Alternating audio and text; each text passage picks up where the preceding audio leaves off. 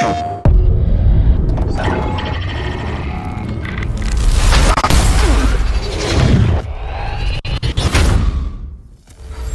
and welcome to a special look at Returnal from Housemarque. My name is Mikael, and today with us we have the game director, Harry Kruger. Hey everyone, great to be here. As well as the narrative director, Gregory Loudon. Hey, great to be here as well. So here we're seeing Celine crash landing onto Atropos and starting her first loop. Specifically, we're using footage from a couple of different run-throughs, so there will be some edits through this playthrough. But how does it differ from every single run, Harry? What are we seeing here for the first time? Yeah, so every time that you exit the initial crash landing room, you will immediately be confronted with a fairly freshly generated level, right? So we've designed Returnal to be consistently fresh and surprising for players, and every run is designed to be unique and provide memorable player stories.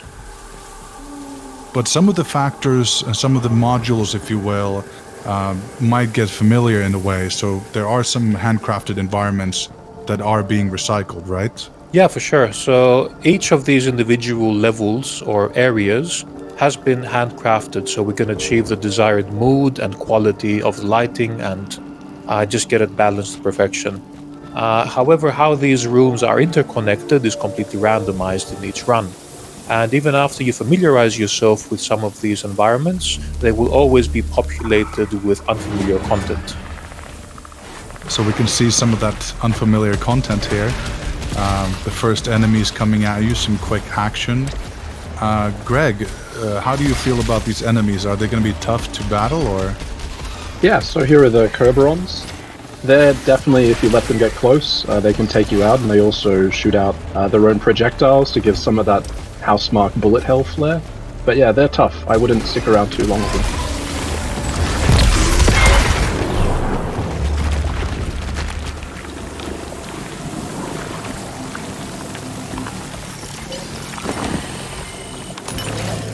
And here you have some sort of a ghost of another Celine. Does that activate something, or...? So basically what you see here is a projection, and this is actually another player who's played Returnal. And at this point you can either choose to scavenge to get a quick gain, or avenge. And if you avenge, get ready for what you're about to see. Is that elite, or is it a boss fight, or...? Correct, it's like a stronger hostile that you need to take down. In this case, it's the Kerberon we saw before, but this one's even stronger and malformed. I wouldn't jump in and try to take this out this early in a cycle, but let's see how it goes.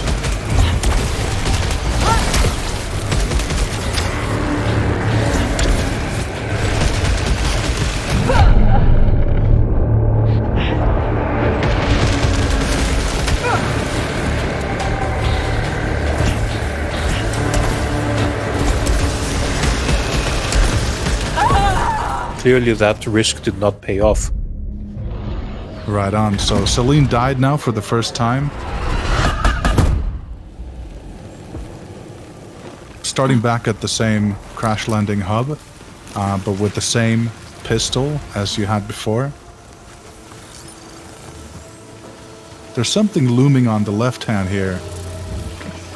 Yeah, so this is our mysterious device called Phonos. And what happens here is, as you play the game, you accumulate this permanent currency called Ether. This is something that persists across multiple sessions of the game. When you start each run, you are able to deposit this Ether into this device and accumulate progression towards unlocking new items. So this is one out of the multiple ways that we are unlocking more content for players the more they play the game. And I saw you picked up some sort of a malignant key here as well. Is that for specific doors? Yeah, so keys are used for both doors and for our treasure chests.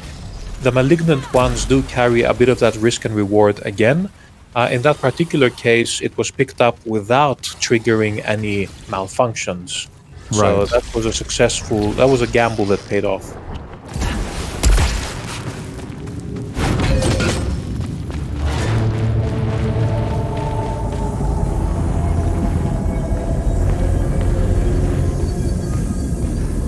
am I assuming right that these are some sort of art pieces from previous civilizations? So what you're seeing here are Xeno archives. So these is essentially, in Returnal, we cover the story of Selene, why she comes to Atropos, and what she's trying to achieve. And she's not alone here. There's also been another civilization, and these Xeno archives tell you their story. And these are largely visual storytelling, so it's something that you need to piece together. And I suppose finding a lot of loot from crates is very central to how you play the game. Seems like we have some sort of a malfunction being activated now. Harry, how does this work? Yeah, so now you got a specific malfunction which in this case triggers a corruption of the map system. So you can see there's a lot of artifacts now on the screen, making it hard to discern at a glance where the exits are, which can of course be quite an obstacle in a game that's exploration heavy like Returnal. We do have the menu here, and you do have the weapons that you just discovered, and you can always do a deep dive there to get more narrative backstory. Now I do like the style of the menu, sort of old CRT screen with the visual distortions and everything. For our tech in general, we're inspired by this kind of retro futuristic aesthetic. So how the future was imagined, 20, 30 years ago. You can see the bottom right hand corner here as well. The mini-map is being scrambled as well. So that gives you some incentive to get rid of that malfunction. Yeah, and these are completely randomized, by the way. So the malfunction that you will get and also the condition that will be required to repair that malfunction are completely randomly chosen. There's hundreds of permutations there as well. What is this? This is like a hidden room? Selene dropped into a treasure room here. This is just one out of many different possibilities for what can happen here. Currently, it seems like we had a choice of a fabricator to pick between two very valuable items. However, sometimes you might get unlucky and you might drop into a hellish encounter with another elite enemy, for instance. So this is, again, one of the many ways we're trying to keep the runs surprising for players. Right, so there's a lot of different types of challenges or surprises you might find in these hidden rooms. Yeah, definitely. We want to keep players on their toes, and we want the game to be surprising you.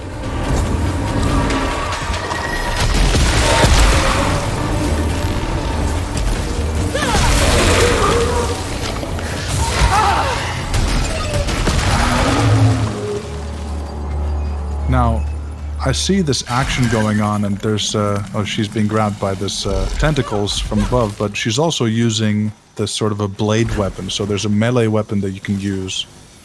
I'm guessing that's an unlockable skill with the blade? Correct, yes. So that's one of the many permanent progression abilities that Selene can unlock in the game. It does give you more strategic possibilities in combat, and also grants access to new rewards and new areas that were previously inaccessible. Here we can see the portal to the next biome, but before that we have to find the anathema key. Yeah, anathema. So that means damning or curse.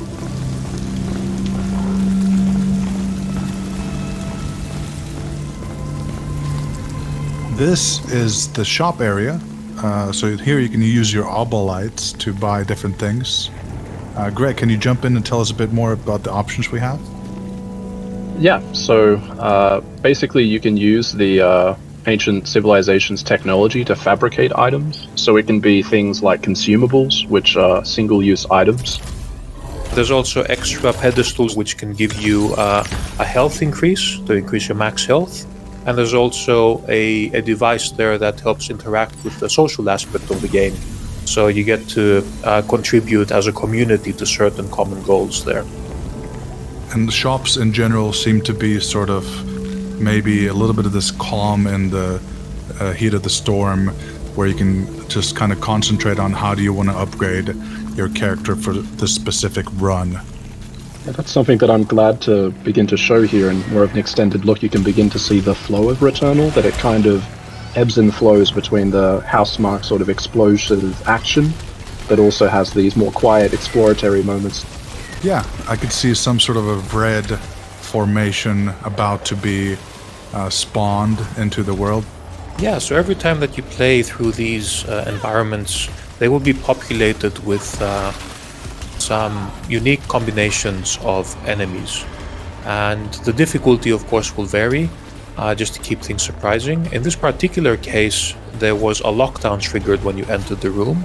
And there's a central challenge in the middle where there is a slowly spawning large enemy, while separate waves of enemies are continuously spawning on the sides. So this is just one out of many examples of how we keep the combat encounters fresh. The only way to proceed now is to eliminate all of the enemies and the lockdown be lifted.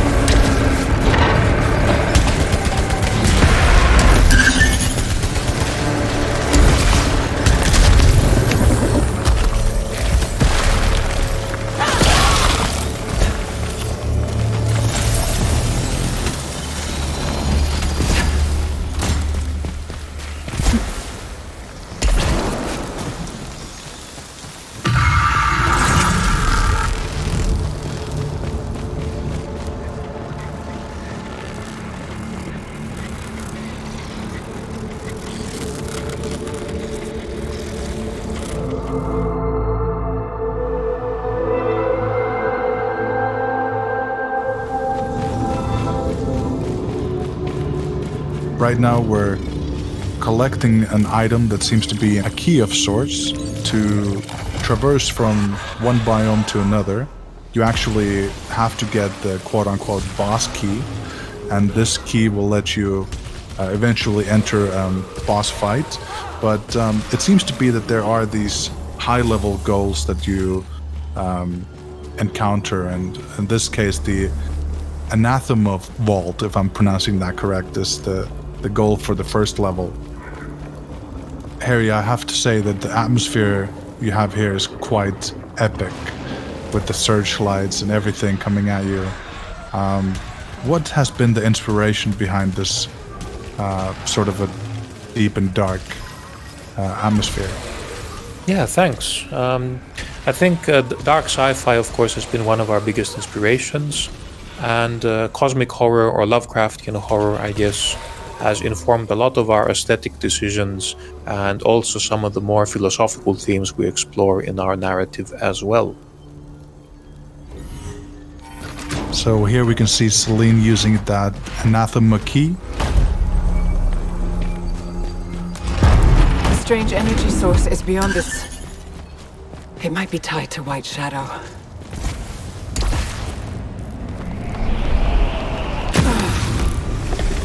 Something scary is forming up. Guessing that's the boss. Harry, can you jump in and tell us a bit more about this encounter? This is called Freaky. So this is just, again, we've been relying quite a bit on Greek mythology for a lot of our narrative themes.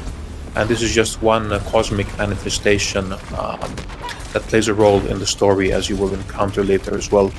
And our bosses are designed, of course, to be this culmination of epic battle, these really majestic creatures that really give you a lot of bullet hell and spectacle. So really excited about these encounters and looking forward to seeing how players will respond to these as well.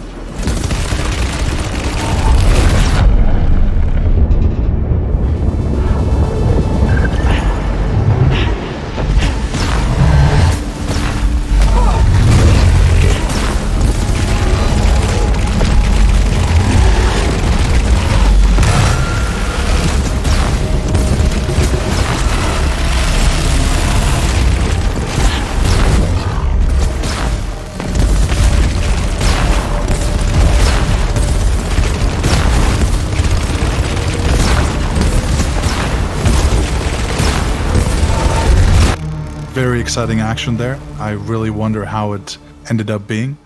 But I suppose we'll make our way to the next biome, the Crimson Wastes. Here we can see Celine going through a portal, and quite quickly the SSD is able to maneuver us over to the other side. Greg, do you want to jump in here and tell us a bit more about this environment? Sure.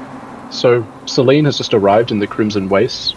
This features different hostiles, a different story to uncover, and of course there's a different boss to fight as well.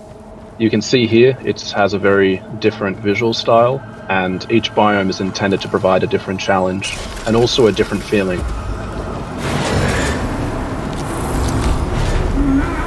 It also does seem a bit more open world-ish. Yes, so it is a lot more open experience. If the Overgrown Ruins is claustrophobic, this is more open and expansive.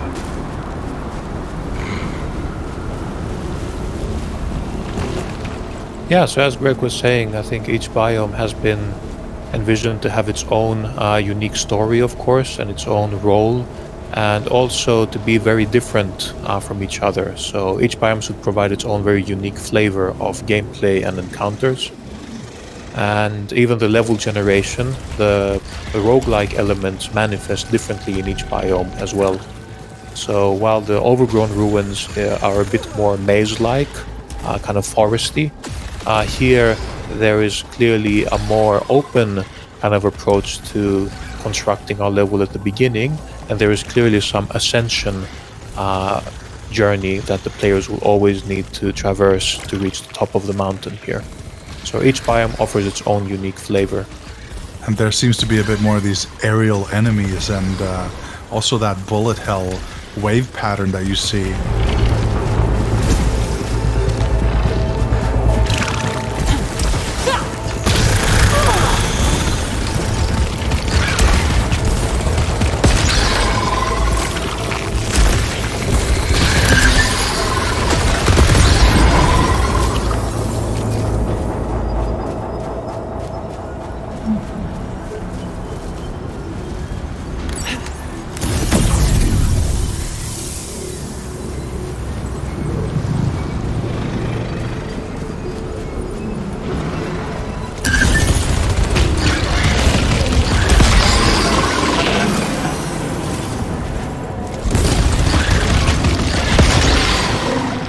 Now I see Selene here taking on some enemies and just wondering if she's having a bit of a tough time. Not saying that everything is going wrong, but it just seems a bit more intimidating again. Is she geared up well, or is her level up to par? Yeah, I think it's looking a bit tight. Perhaps here Selene didn't invest that much into increasing the max HP in the Overgrown Ruins. And I think the proficiency level is maybe a couple of levels lower. So it's 5, it's manageable. But normally if you had invested more time to increase this to like 7 or 8, your chances of survival would be a bit higher here. Maybe some more time should have been spent because clearly that run did not pay off. But then again, that's a big part of the game. And, respawning at the beginning actually does give you new story and narrative beats as well. So thankfully we did beat the boss here in Overgrown Ruins, so we can actually make our way back to the Crimson Wastes without beating that boss again. Oh, cool. We encountered the house. Greg, would you like to share a bit of info about this, man? Sure, yeah. So the house is used in Returnal for us to kind of explore Selene as a character more and give you more meaning into the story of Returnal. You actually experience these in first person, which allows us to provide you with a greater sense of intimacy and connection to Selene. But we won't show you that on this playthrough, so you'll have to play it in the game ahead. I just love the way the environment and those little fireflies and the fog interacts. Must say you guys created a pretty immersive environment to be in. And the tentacles, just the tentacles are something so hectic to look at every time you see them.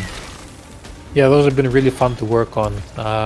Aside from being a pretty cool showcase of our VFX tech, I think they can also look quite intimidating as well, and they also help with the gameplay communication too. So when an attack is charging up, you can see the tentacles also flailing and charging up the energy too.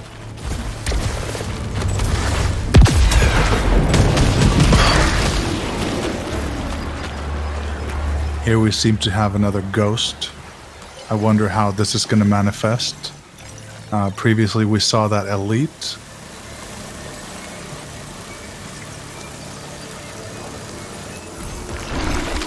Oh, so this is some sort of a Celine being brought back to life. Yeah, this is an infected scout. It can be quite a challenge, and you can also see that its attack caused a malfunction. So, once again, we try to turn the tables on you with Returnal, just when you think you know what's coming. We like to provide a bit of twist and variation there as well. Very interesting. So you're using other players' playthroughs in a surprising way.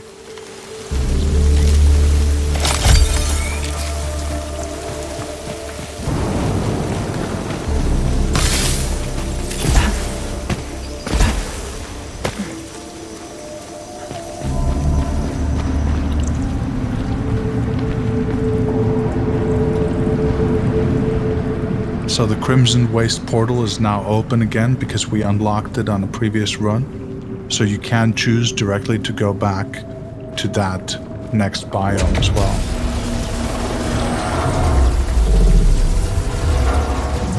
And as Harry said, I would recommend that you should try to build yourself up. Every new biome you go to increases the challenge and the skill requirements, and also deepens your understanding of the story, but still, it is worth building yourself up in the overgrown ruins and proceeding forward each time you play in, from my perspective. Well, that's why you also have some of these upgrades as you enter the new biome, giving you a little leg up. Here we can see some sort of yellow force shield. I think it's a bit new.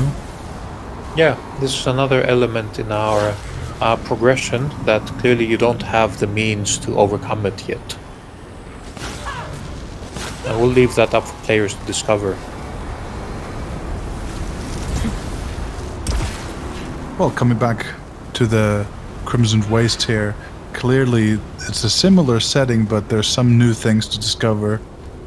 Like you mentioned, the level does change upon every entry.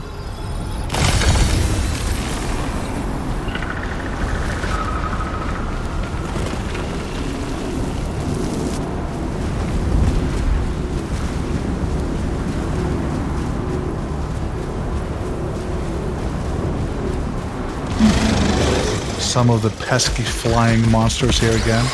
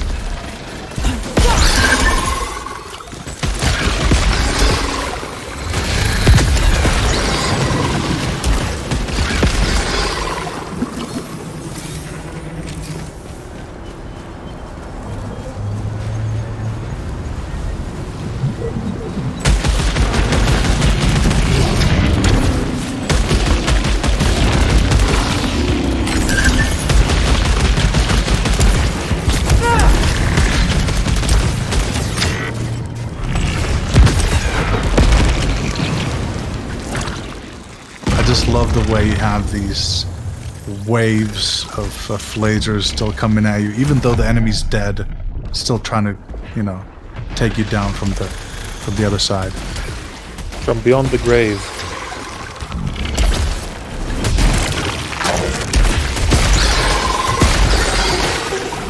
But it's all a part of that bullet hell sort of design philosophy, keeping your character in movement. Making sure you maneuver through all the obstacles, never get too hung up on the situation. So here we have some weapons at proficiency level 5. You can see the different weapon options you have available. And there are a couple different weapon stereotypes. Yeah, so we have 10 weapons total. All of these have their own unique archetypes and unique baseline behaviors. However, you can also upgrade these in each session through these unique modifiers we're calling traits. This leads to some really surprising combinations that can completely change the behaviors of the weapons and force you to adapt to entirely new playstyles and strategies.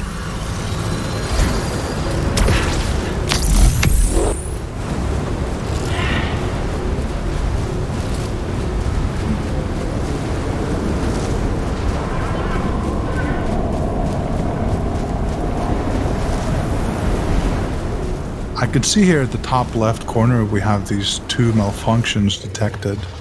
Are there only 2 at a given time? Yeah, so you can have 2 active at any time. So the negative effects and the conditions to repair these are completely randomly chosen.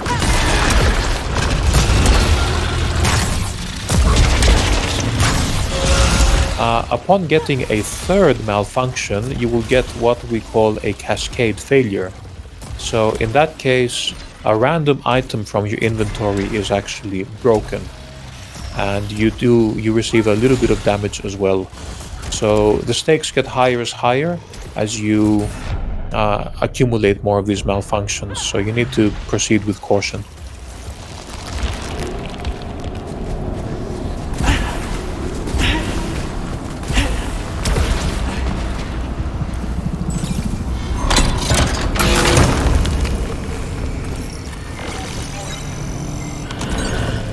Wound Seekers.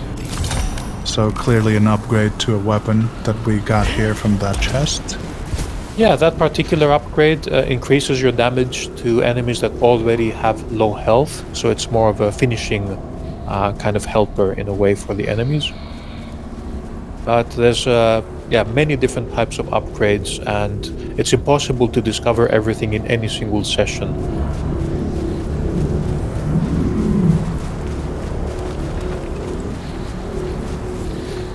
Encountered armored fauna. Shell seems highly durable.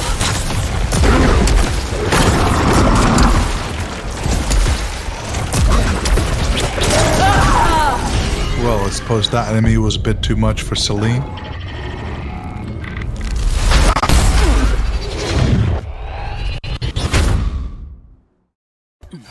But yet again she starts the whole session again at the crash landing site. But here we have it. Another run of Returnal is up ahead of us, and we'll let the players experience it for themselves. Thank you so much, Harry. Thank you so much, Greg, for being a part of this. Deeper look into Returnal, out April 30th on PS5. Thanks. Thanks, everyone. Enjoy Returnal when it comes out on April 30th. Yeah, thanks for watching, everyone.